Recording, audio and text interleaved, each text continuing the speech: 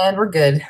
Okay, so this week focus on defining ethics as a group, exploring how ethics shape leadership and how ethical behavior is reflected in public leadership.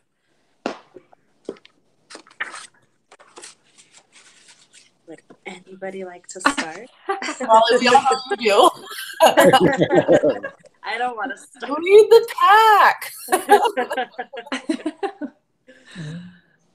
Well, I guess I can start. Go ahead. You go ahead. No, Patrick, Okay. you go. Yeah.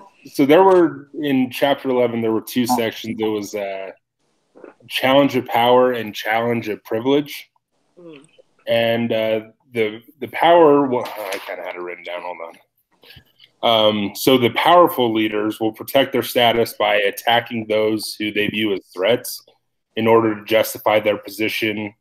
And they kind of assume that the people that are less than them are less qualified and less valuable to the organization. And I haven't noticed that a lot in my company, but I'm sure that happens all the time with like people below them trying to knock them down so that they don't kind of, overtake them in the organization or, get a better role. I think everyone thinks that they want the best for everyone, but in reality, they kind of want the best for themselves. And, and then as far as the challenge of privilege, it talks about how the higher you up, how high you are up in the company, the more privileges that you receive, meaning you have like a higher status, higher salaries, you get more perks. And I definitely see that within my company. So I'm kind of our marketing guy. So I get our Utah Jazz tickets, our basketball team. And each game I kind of figured is about $4,000 a game. Wow. And I've never gone, and no one below me's ever gone. And our GM has gone 12 times, and each of our managers have gone a bunch of times. So,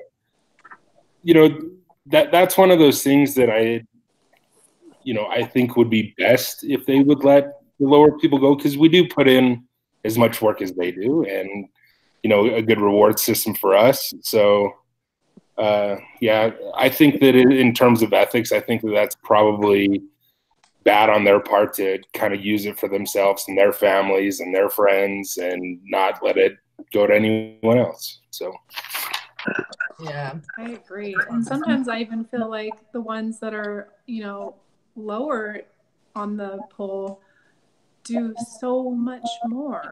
I mean, not all the time, but a lot of the time, right. I feel like they do.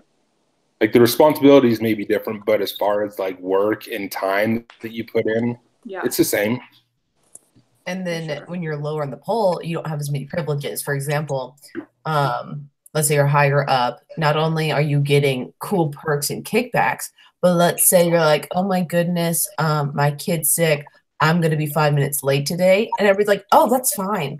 That's fine. You're the manager. You're the mark. Like, you know what I mean? You're up there. Like, that's fine. You're 5 minutes late as like a lower one. They're going to, oh, it's okay this time. Don't let it happen again, and that's going to be the response. And that's going to end up being some of those little subtle privileges that you also kind of, but to throw something like that down, something a little bit farther down than what it normally would reach, I think would end up meaning a lot more. Right. Because, your opportunities to receive those kinds of privileges are a lot more slim. Yeah. Mm-hmm.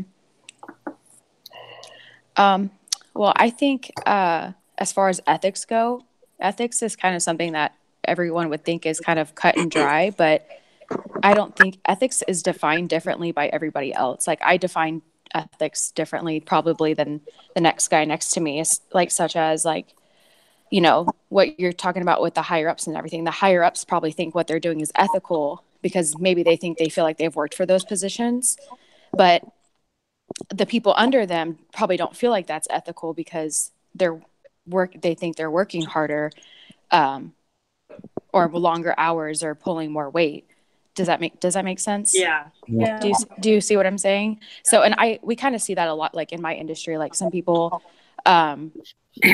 what we define as ethical, other people you see don't, and vice versa. So, and we talk about, me and my fiance, we talk about that all the time. It's like, well, they thought it was ethical, but we don't think it's ethical. But I guess it kind of is defined by that person. I think that really ties into the challenge of privilege, or, you know, the challenge of power. It's like, what position do you hold? What position you hold kind of shapes how you perceive ethical behavior. And I think a lot, like, I feel like there's so many examples of unethical behavior in society right now. And one of them that I think of is like, when the banks were in 2008, when like the economy crashed, and how, you know, a lot of people lost their investments, their 401ks, and the government bailed out the big banks.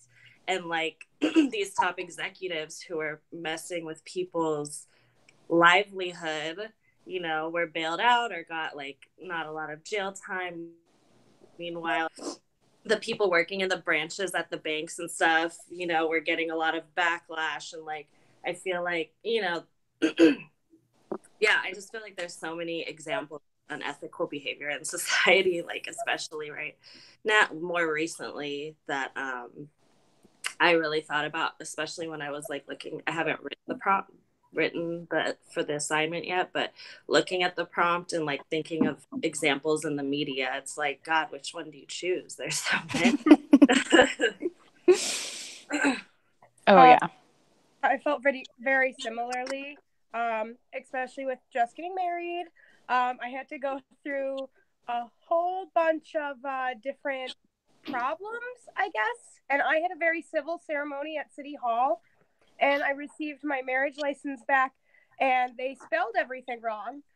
And right, first of all, but I went to go get it corrected, and they're like, "Oh yeah, it's really normal for us to spell everything wrong, so it's harder for you to get a divorce." And I was like, "What?" I think that's, first of all, very preemptive of you, considering I was married less than a week. And second of all, those are like power plays, you know? Those are very long-term power plays, however, but those are things out of my control. And now I'm not old enough to have I shouldn't say old enough, because a lot of you are very successful people and you're very young. However, I consider myself not very successful and very young. And I haven't been in like a very high leadership position. So I've always been the low dog. So I've always thought, like, ethically, everyone has been treating me very unfairly. And when I got to this point, I like snapped. So I was like, how can you think I'm getting a divorce and I got married? So that's my example this week. That's crazy. It's funny too, because it's not funny, but it's interesting because it's like the person that's working at the marriage license office, like, their view of like what is an ethical way to speak to somebody that's getting married is totally different to you, a soon to be bride. They're just like, to them it's paperwork, to you it's like a special milestone, you know. So that's an interesting example.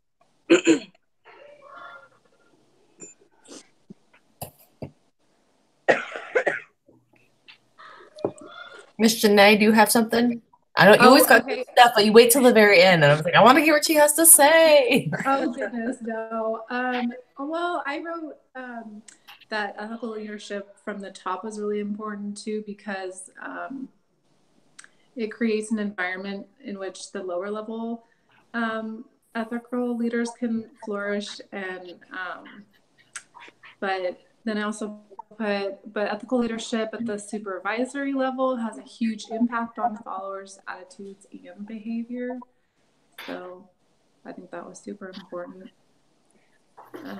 I definitely agree, because I think, you know, ethics or, you know, any of those things definitely trickles down. You know, if, you know, somebody at a lower level sees somebody at a higher level doing something that they perceive as unethical, they're probably going to go and do it too.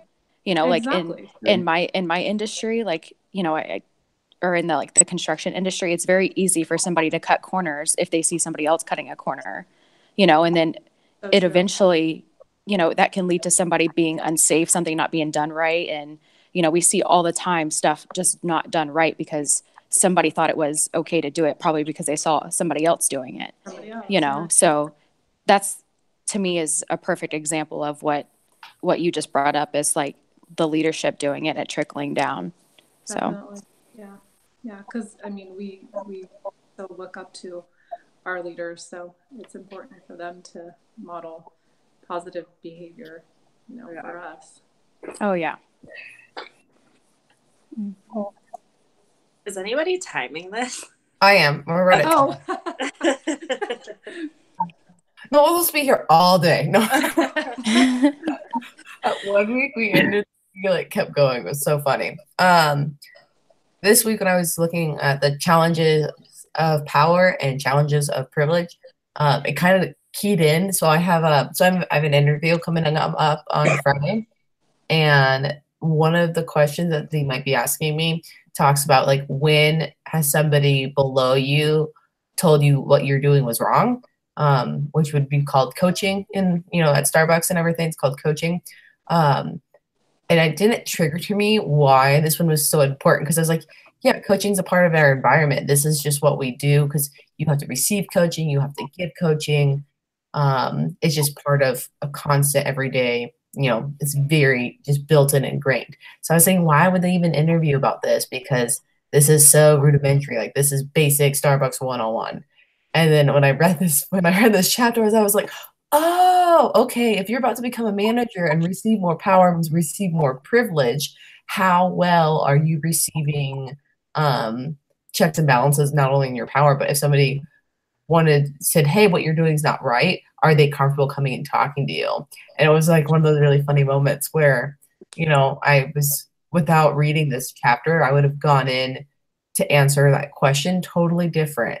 But it kind of gave me that perspective. It was like, oh, as a company, they're making sure that when they give me more power, what am I going to do with it? Am I going to rule like a totalitarian, authoritarian, or am I going to still be acceptive of feedback? And am I still going to be checking and balancing myself? So, yeah. So, interesting chapter. Yeah. We all good? I think that's real quick. I think that was like, it's good that you're taking this class and you're trying to be promoted to be a manager, because I think it's important for your coworkers, your subordinates to feel comfortable to like come to you if they think that maybe you did something wrong or whatever. And like you being able to take that feedback and not be offended and feel like, oh, like, what do you know? You're a barista. I'm a manager, Yeah, seriously. Because if you can't be like, hey, you made that drink wrong, how you be like, hey, I feel like you shorting this person hours as a use of punishment because they looked at you funny, it's not right. You know what I mean? That's definitely a harder conversation to have. So it's good to have those basic ones.